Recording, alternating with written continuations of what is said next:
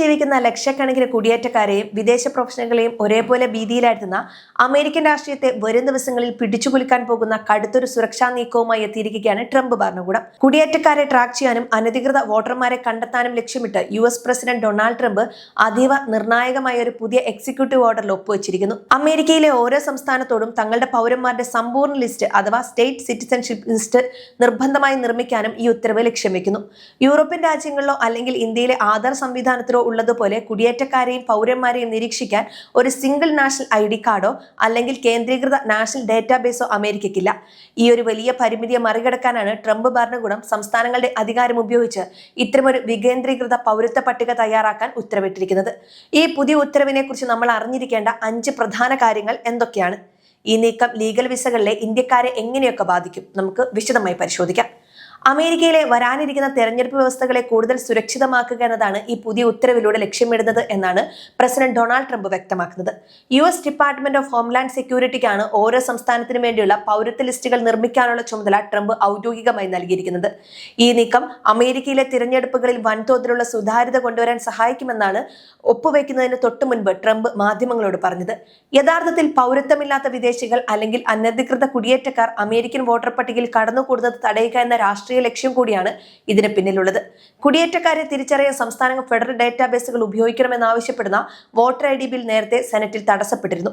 ഇതിനെ മറികടക്കാനാണ് ഇപ്പോൾ പ്രസിഡന്റിന്റെ പ്രത്യേക അധികാരം ഉപയോഗിച്ച് ട്രംപ് എക്സിക്യൂട്ടീവ് ഓർഡർ ഇറക്കിയിരിക്കുന്നത്. നമ്മൾ ആദ്യം മനസ്സിലാക്കേണ്ട കാര്യം, വികസിത രാജ്യമായിട്ടും എന്തുകൊണ്ടാണ് അമേരിക്കയ്ക്ക് എല്ലാ പൗരന്മാരെയും ഉൾക്കൊള്ളുന്ന ഒരൊറ്റ കേന്ദ്രീകൃത പൗരത്വ രജിസ്ട്രി ഇല്ലാത്തത് എന്നാണ്.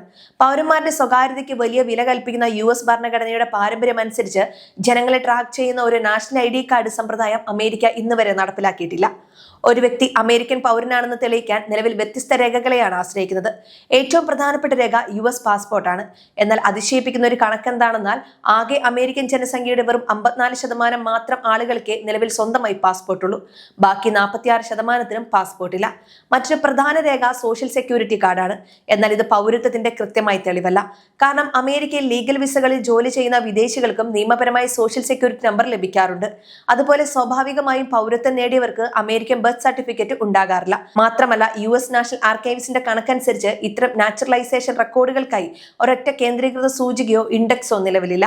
ഈ വിടവുകൾ നികത്താനാണ് സോഷ്യൽ സെക്യൂരിറ്റി ഡാറ്റ, നാച്ചുറലൈസേഷൻ റെക്കോർഡുകൾ, പൗരത്വ രേഖകൾ എന്നിവയെല്ലാം കൂട്ടിച്ചേർത്ത് സംസ്ഥാന അടിസ്ഥാനത്തിൽ പുതിയ ലിസ്റ്റുകൾ നിർമ്മിക്കാൻ ട്രംപ് ഉത്തരവിട്ടിരിക്കുന്നത്. എന്നാൽ ഈ പുതിയ നീക്കം വലിയൊരു പ്രതിസന്ധിയാണ് മുന്നോട്ട് വെക്കുന്നത്.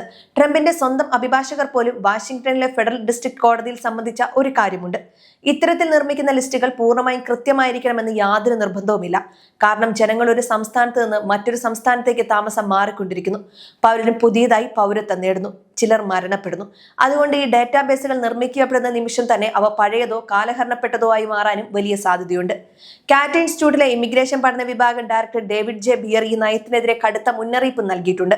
അദ്ദേഹം വ്യക്തമാക്കുന്നത്, ഒരു ഡേറ്റാബേസിന്റെ കൃത്യതയെ മാത്രം ആശ്രയിച്ചാണ് നമ്മൾ ഇത്തരം വലിയ തീരുമാനങ്ങൾ എടുക്കുമ്പോൾ സ്വാഭാവികമായും അത് വലിയ പിഴവുകളിലേക്ക് നയിക്കും. അത് ജനങ്ങളുടെ അവകാശങ്ങൾക്ക് മേലുള്ള വലിയൊരു കടന്നുകയറ്റവും ചൂഷണവുമാണ് എന്നാണ് അദ്ദേഹം പറയുന്നത്. ഇത്തരത്തിലുള്ള തെറ്റായ ഡേറ്റാബേസുകൾ യഥാർത്ഥത്തിൽ അമേരിക്കൻ പൗരന്മാരെ പോലും തെറ്റായി ടാർഗറ്റ് ചെയ്യാനും പീഡിപ്പിക്കാനും ഇടയാക്കുമെന്ന ആശങ്കയും ശക്തമാണ്. ഈ പദ്ധതി നേരിടുന്ന ഏറ്റവും വലിയ നിയമപരമായ വെല്ലുവിളി അമേരിക്കയിലെ ശക്തമായ സ്വകാര്യത നിയമങ്ങളാണ്. അമേരിക്കൻ ഭരണഘടനയിലെ പ്രൈവസി ആക്ട് ഓഫ് 1974 അനുസരിച്ച് ഒരു ഫെഡറൽ ഏജൻസിയുടെ പക്കലുള്ള ഒരു വ്യക്തിയുടെ സ്വകാര്യ വിവരങ്ങൾ മറ്റൊരു ഏജൻസിക്കോ അല്ലെങ്കിൽ സംസ്ഥാനങ്ങൾക്കോ കൈമാറാൻ നിയമപരമായി അനുവാദമില്ല. വിവരങ്ങൾ കൈമാറണമെങ്കിൽ ആ വ്യക്തിയുടെ രേഖാമൂലമുള്ള അനുവാദവും ആവശ്യമാണ്. നിയമപാലനവുമായി ബന്ധപ്പെട്ട ചില സവിശേഷ സാഹചര്യങ്ങളിൽ ഇതിന് ഇളവുകളുണ്ടെങ്കിലും കോടിക്കണക്കിന് ആളുകളുടെ വിവരങ്ങൾ ഉൾപ്പെടുത്തി ഇത്തരമൊരു ഭീമൻ പൗരത്വ ഡേറ്റാബേസ് നിർമ്മിക്കുന്നത് ഈ പ്രൈവസി ആക്ടിന്റെ നഗ്നമായ ലംഘനമാണെന്നാണ് ട്രംപിന്റെ ഉത്തരവിനെതിരെ കോടതിയെ സമീപിച്ച മനുഷ്യാവകാശ അഭിഭാഷകർ വാദിക്കുന്നത്. വരും ദിവസങ്ങളിൽ ഈ ഉത്തരവ് US കോടതികൾ റദ്ദാക്കുമോ അതോ നടപ്പിലാക്കാൻ അനുമതി നൽകുമോ എന്നത് കാത്തിരുന്ന് തന്നെ കാണേണ്ടി വരും. ഈ പൗരത്വ ലിസ്റ്റ് നിർമ്മാണം ട്രംപ് ഭരണകൂടം നടപ്പിലാക്കുന്ന വലിയൊരു ഇമിഗ്രേഷൻ വേട്ടയുടെ ഒരു ഭാഗം മാത്രമാണ്.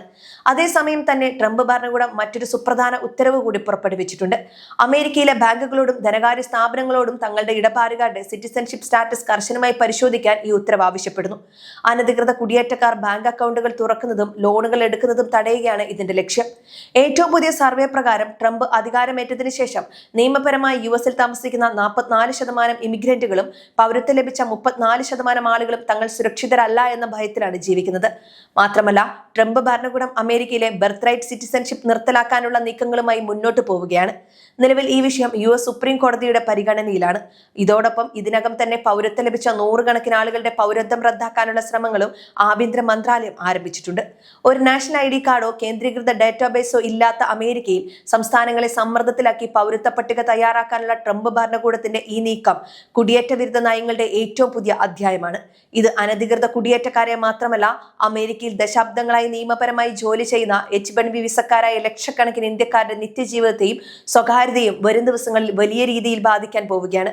ബാങ്ക് അക്കൗണ്ടുകൾ പരിശോധിക്കുന്നതും സംസ്ഥാനങ്ങളുടെ പൗരത്വ ലിസ്റ്റുകൾ വരുന്നതും കുടിയേറ്റക്കാരുടെ ഇടയിൽ വലിയൊരു അനിശ്ചിതാവസ്ഥയ്ക്ക് കാരണമായിട്ടുണ്ട്. വരും മണിക്കൂറിൽ ഇതിനെതിരെയുള്ള US ഫെഡറൽ കോടതികളുടെ നിർണായകമായ വിധിക്കായി കാത്തിരിക്കുകയാണ് വാഷിംഗ്ടൺ DC.